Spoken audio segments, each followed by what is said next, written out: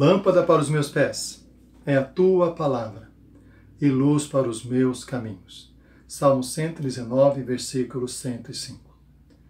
As Escrituras Sagradas nos orientam em todas as áreas da nossa vida, inclusive no enfrentamento dessa pandemia do coronavírus. Jesus afirma em João 16:33, no mundo passais por aflições, mas tende bom ânimo, eu venci o mundo. Indicando que as aflições fazem parte da nossa vida.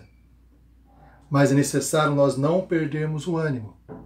Para que isso ocorra, é necessário nos atentarmos para 4 orientações da palavra de Deus.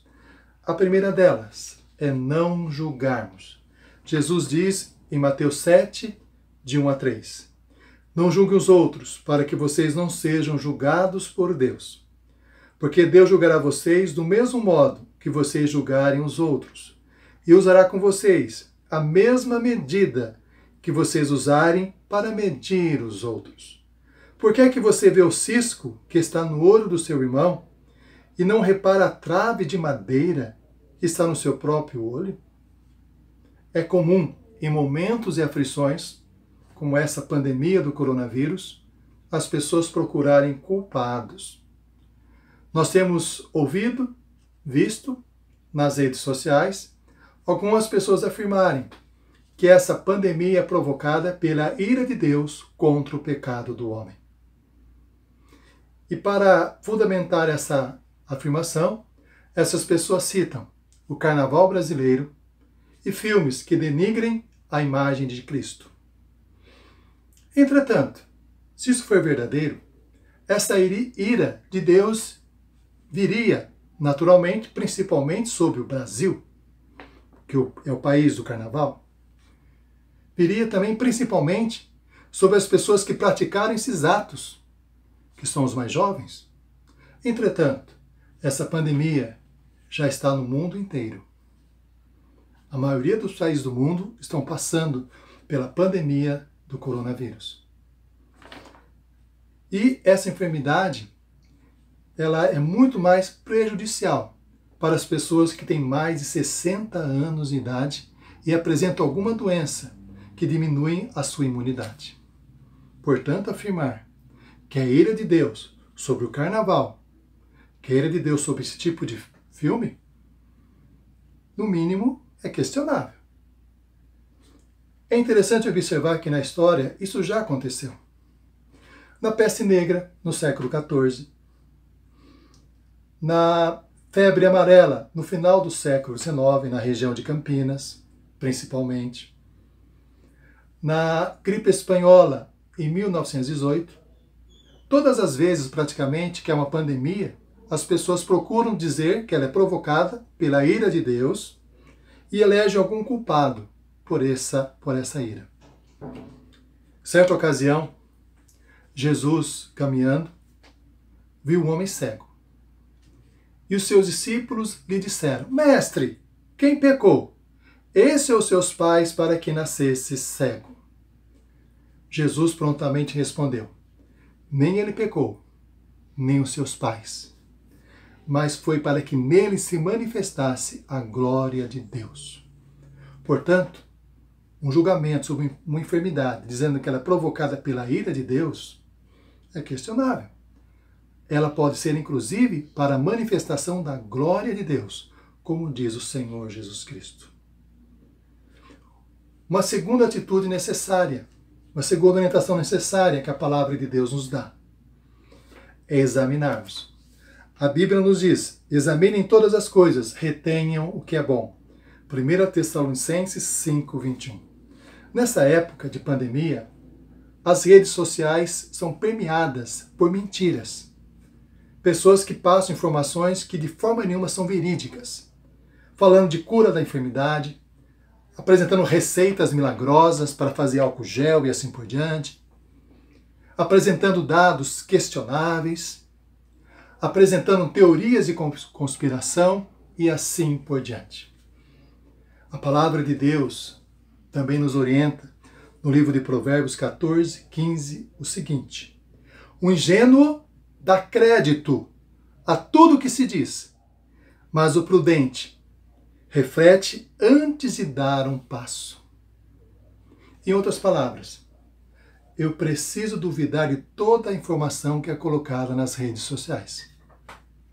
Preciso verificar as fontes. É uma fonte digna de crédito? É um jornal conceituado? Uma instituição de renome? Uma universidade? Para que eu possa dar crédito a uma informação como essa, eu preciso fazer essa verificação de fontes. Senão, eu posso correr o risco de transmitir uma mentira para outras pessoas. E eu não posso dizer que sou inocente numa situação como essa, porque eu estou propagando o erro. Portanto, a palavra de Deus nos convida a examinar. Examine tudo e retenha o que é bom. Não dê crédito a tudo que se ouve. Examine as fontes. É o que a palavra de Deus nos orienta. A terceira orientação que a palavra de Deus nos dá é cuidar. Cuidar. Há uma promessa muito bela da palavra de Deus para aqueles que confiam nele. O Senhor Deus, ó Senhor Deus, Tu és o meu defensor, o meu protetor, Tu és o meu Deus, eu confio em Ti. Salmo 91, versículos 1 e 2.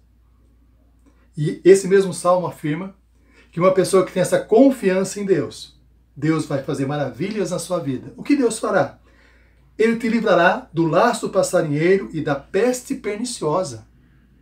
E essa pessoa, como consequência disso, não terá medo da peste que se espalha na escuridão, nem dos males que matam ao meio-dia.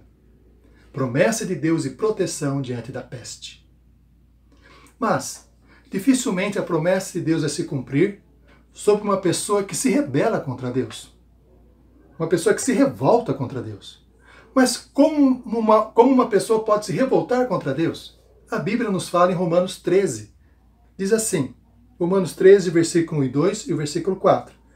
Obedeçam às autoridades, todos vocês, pois nenhuma autoridade existe sem a permissão de Deus. E as que existem foram colocadas nos seus lugares por Ele. Assim, quem se revolta contra as autoridades está se revoltando contra Deus, que a ordenou. E os que agem dessa maneira serão condenados. Porque as autoridades estão a serviço de Deus para o bem de você. E o que as autoridades falam sobre o coronavírus? A necessidade de isolamento social. Aqueles que puderem ficar em suas casas, terem poucos contatos sociais, principalmente as pessoas maiores de 60 anos de idade. O que mais as autoridades dizem? A necessidade de hábitos de higiene. Lavar a mão o tempo todo, limpar as superfícies onde se coloca a mão com álcool gel e assim por diante. A bênção de Deus sobre a nossa vida envolve essa necessidade de atentarmos para o que as autoridades nos dizem. E cuidar, nesse caso, é realmente isolamento social, é realmente cuidar da nossa saúde, como elas estão nos orientando. E a quarta orientação que a palavra de Deus nos dá, que é fundamental, é orarmos. Se o meu povo, que se chama pelo meu nome, se humilhar, orar, me buscar e se converter dos seus maus caminhos, eu ouvirei dos céus, perdoarei os seus pecados e sararei a sua terra. 2 Coríntios 7,14. Devemos orar. Orar pela nossa própria vida, para que Deus nos guarde, para que Deus nos proteja. Orar pelos nossos familiares, pelas pessoas que nós amamos. Orarmos também por aquelas pessoas que estão na frente de batalha contra essa enfermidade, as equipes médicas, os enfermeiros, aqueles que cuidam da saúde.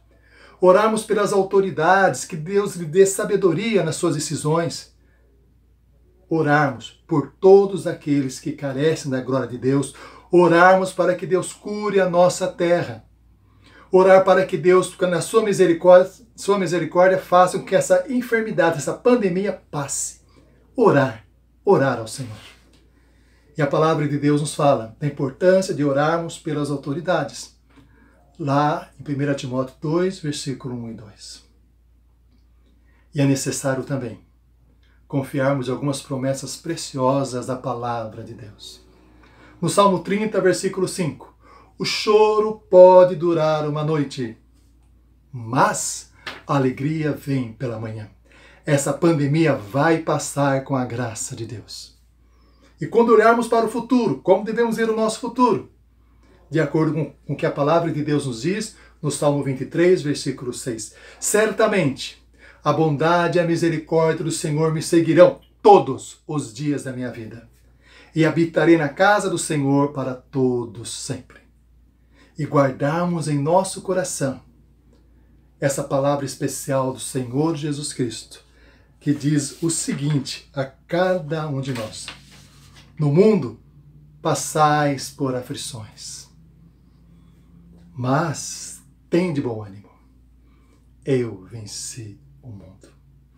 Que Deus abençoe ricamente a sua vida, que Deus abençoe ricamente a sua família, o nosso país, que Deus abençoe todas as nações da terra, para que essa pandemia cesse o mais rápido possível. É a nossa súplica em nome de Jesus. Amém.